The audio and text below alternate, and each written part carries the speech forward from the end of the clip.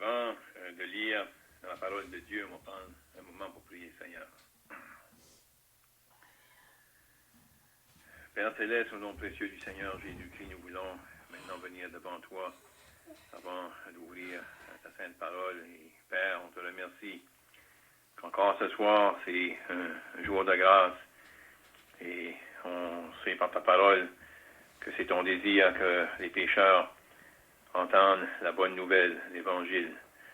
Et on veut te remercier qu'on a cette liberté et cette opportunité de pouvoir proclamer une fois de plus ce glorieux message, le message de la croix, le message qui nous parle de ton Fils unique qui est venu dans ce monde pour chercher et sauver ceux qui étaient perdus.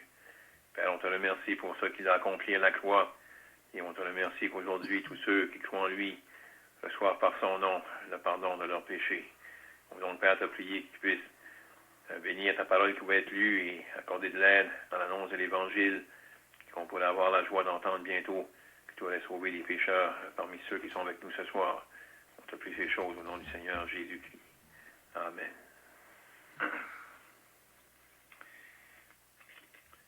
J'aimerais lire avec vous à trois endroits dans la parole de Dieu. Premièrement, dans l'Évangile de Luc, au chapitre 24.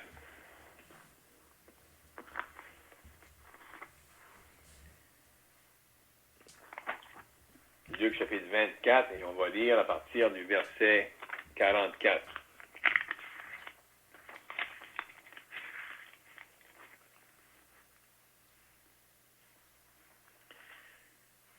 Donc ici, c'est le Seigneur Jésus-Christ qui se trouve avec ses disciples après avoir passé par la croix et après avoir été enseveli et après être ressuscité des morts.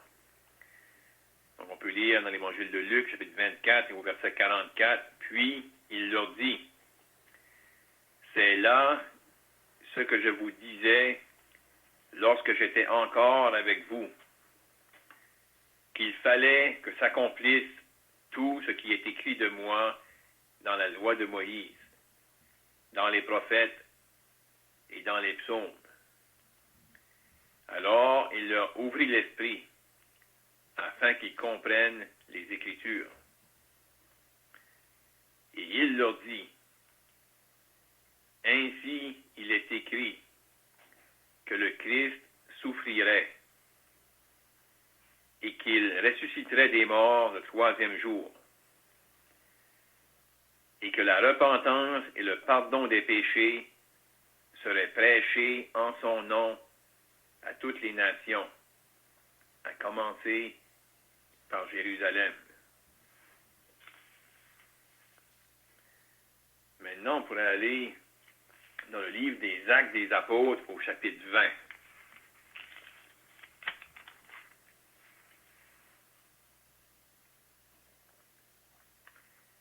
Actes des Apôtres au chapitre 20, nous allons lire au verset 20.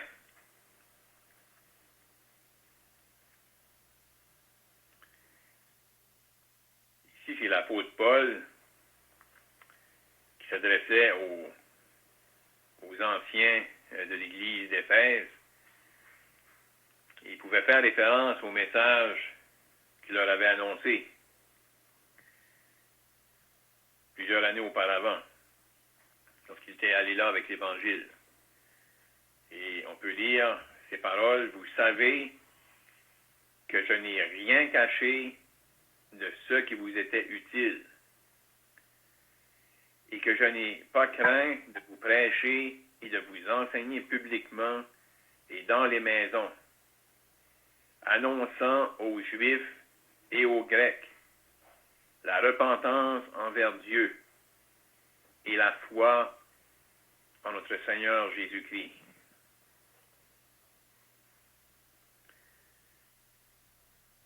Pour une dernière lecture, on pourrait aller dans l'Épître aux Romains, au chapitre 4.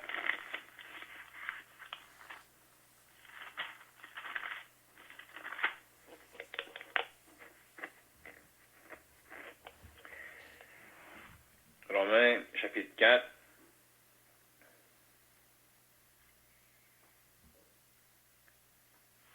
pourrait lire le verset 25.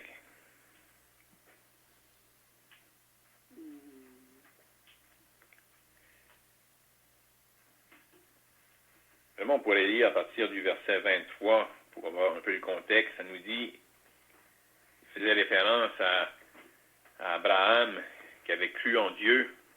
Et ici, on peut lire à partir du verset 23, mais ce n'est pas à cause de lui seul qu'il est écrit que cela lui fit imputer à justice. C'est encore à cause de nous. À qui cela sera imputé? À nous qui croyons en celui qui a ressuscité des morts, Jésus, notre Seigneur. Et c'est surtout le verset 25 que j'aimerais remarquer avec vous, porter attention, qui a été livré, on parle du Seigneur Jésus-Christ, qui a été livré pour nos offenses et est ressuscité pour notre justification. On est confiant que Dieu va bénir la lecture de ces Saintes Écritures. Donc ce soir, avec les passages qu'on a lus, on aimerait annoncer l'Évangile et regarder à 3 points. Et vraiment, si on pense même au cantique qu'on a chanté, cantique qui nous pointait à écouter la voix de Dieu et de répondre à cette voix de Dieu qui appelle. Et vraiment, ce soir, j'avais à cœur de parler sur 3 points en relation avec les versets qu'on a lus. Premièrement, le message de Dieu. Le message que Dieu adresse aux pécheurs. Deuxièmement, le désir de Dieu. Et troisièmement, le remède de Dieu. On a lu ensemble les paroles du Seigneur Jésus-Christ, si on pourrait dire, sur le terrain de la résurrection. Le Seigneur Jésus-Christ se tenant devant ses disciples, avec dans son corps les évidences de la croix, avec des marques dans ses mains, dans ses pieds et dans son côté. Les marques de la croix. Et le Seigneur, se tenant devant eux, pouvait leur dire, pouvait pointer comment les Écritures annonçaient d'avance ce qui venait de prendre place. Annonçaient d'avance à propos de la crucifixion. Et comment c'était annoncé d'avance que la repentance et le pardon des péchés seraient prêchés à toutes les nations, en commençant par Jérusalem. Donc le message de Dieu. Dieu qui s'adresse à l'humanité entière. Et dans son message, lorsque Dieu parle, Dieu veut faire prendre conscience des pécheurs de leurs besoins. Lorsque le Seigneur Jésus-Christ faisait référence à la bonne nouvelle qui s'est prêchée à toutes les nations, ça pointe au fait qu'il y a un besoin qui est commun. Il y a un besoin qui concerne chaque être humain. Peu importe où il se trouve sur la terre. Peu importe ses origines. Peu importe sa race. Peu importe son éducation. Peu importe la religion dans laquelle il a grandi. Il y a un besoin qui est universel. Et Dieu, lorsqu'il fait entendre sa voix, lorsqu'il veut atteindre les pécheurs, Dieu veut que chaque individu puisse prendre conscience de son problème. Et vraiment, lorsque Dieu s'adresse, dans les versets qu'on a lus, Dieu veut faire comprendre chaque personne qu'ils ont besoin de se repentir. Qu'ils ont besoin de faire demi-tour. Lorsque Dieu mentionne qu'il faut se repentir, ça nous indique que chaque personne, on marche d'une manière opposée à Dieu. Dans nos pensées, dans nos actions. Et lorsque que Dieu mentionne qu'il faut se repentir, comme on vient de dire, dans notre façon de penser, on est opposé à Dieu. Et ça implique en particulier notre petit côté en nous religieux pour essayer de plaire à Dieu et d'essayer de faire quelque chose pour répondre à notre problème. Lorsque Dieu mentionne qu'il faut se repentir, comme on a lu que le Seigneur Jésus mentionnait que la repentance serait annoncée à toutes les nations, il faut qu'on se mette d'accord avec Dieu sur ce que lui pense et ce que lui dit en ce qui concerne nos péchés. Vous savez, on vit dans un monde qui est tellement loin de Dieu que la notion du péché, alors il y a des choses qu'on considère comme péché, mais dans nos pensées, on peut être bien loin de la manière que Dieu voit le péché.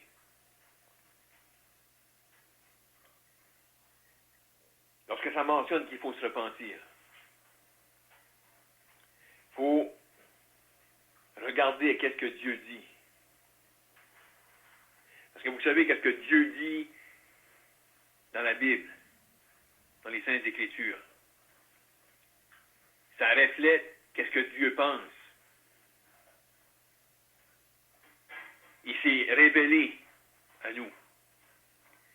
Et Dieu laisse clairement savoir qu'est-ce qu'il pense du péché, comment Dieu voit le péché. Et dans ce message-là, le fait que la repentance va être annoncée, va être prêchée à toutes les nations, c'est parce qu'il n'y a pas de distinction. On peut être sûr d'une chose. On peut se présenter devant n'importe qui. Et on peut être assuré d'une chose. La personne qui est devant nous est un pécheur. Une personne qui commet des péchés. Donc la repentance annoncée à toutes les nations.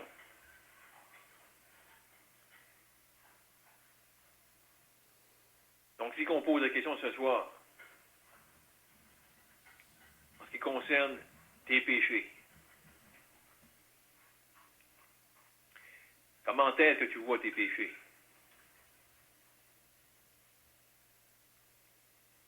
Comment sérieux qu'est tes péchés?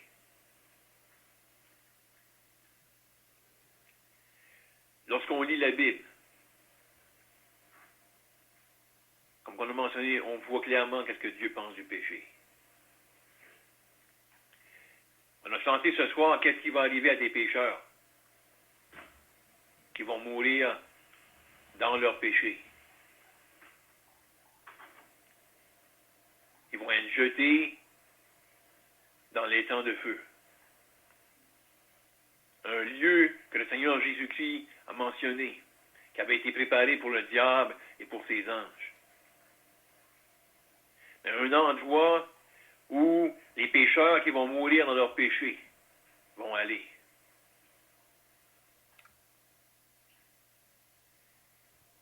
Donc le péché, c'est sérieux. Un jour, Dieu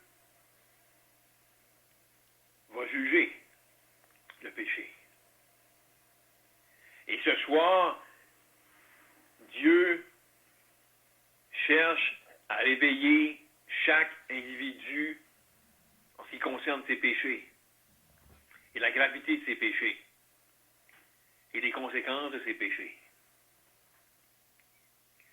Parce que vous savez, le fait que Dieu veut que le message de l'Évangile parcourt la terre, soit annoncé à toutes les nations. Ça nous fait voir le désir de Dieu.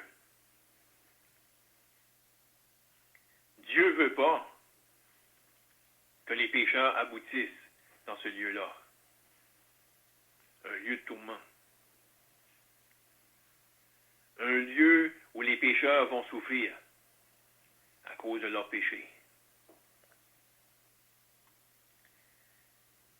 Donc Dieu fait en sorte que la bonne nouvelle, la repentance soit prêchée à toutes les nations. Dieu avertit dans son amour chaque être humain. Il avertit, il faut qu'il se repente. Il veut que les pécheurs soient sauvés. Il veut que la question de leur péché soit réglée. C'est là le désir de Dieu.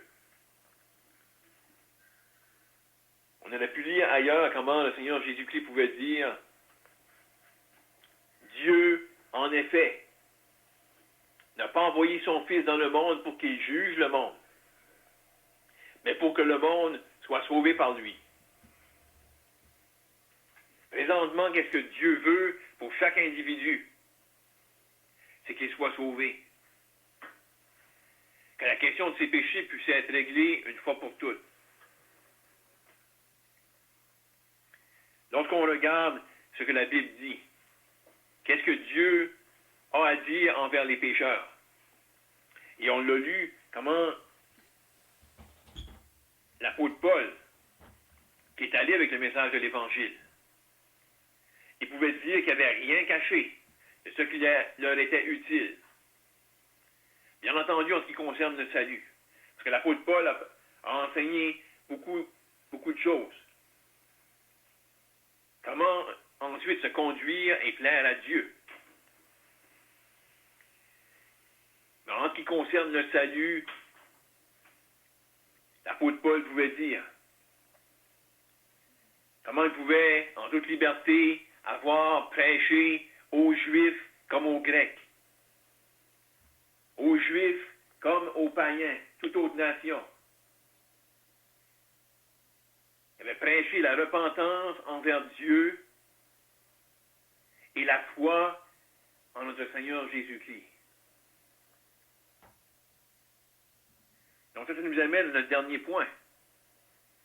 La repentance envers Dieu et la foi en notre Seigneur Jésus-Christ. Le remède de Dieu.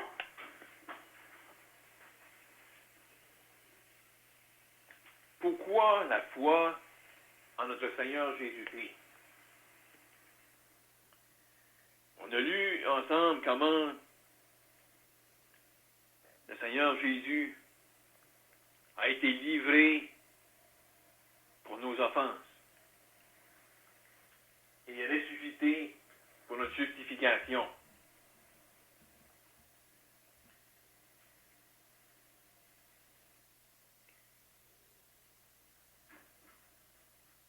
Il y a quelque chose qui a pris place près de 2000 ans passés, en dehors de Jérusalem. Et c'était dans les plans de Dieu. Oui, on peut lire les évangiles et on peut voir comment il y avait des gens qui haïssaient le Seigneur. Et comment plusieurs voulaient le voir mourir. Mais on peut lire à plusieurs endroits, son temps n'était pas encore venu. Il y avait un temps marqué par Dieu. Ouais, est-ce que le Seigneur Jésus-Christ allait faire quelque chose pour régler la question des péchés? lui allait faire quelque chose nécessaire pour que le pardon des péchés puisse être possible. Parce que vous savez, la Bible déclare que comme un individu, c'est à nous à subir les conséquences pour nos péchés. Il y a des conséquences à nos actions. Mais Dieu, qui a le désir de faire éviter un châtiment éternel aux pécheurs, a pourvu un moyen par lequel on pourrait être pardonné, que nos péchés pourraient être pardonnés, qu'on n'aurait pas à subir les conséquences pour nos péchés. Et ça, c'est son Fils unique, le Seigneur Jésus-Christ.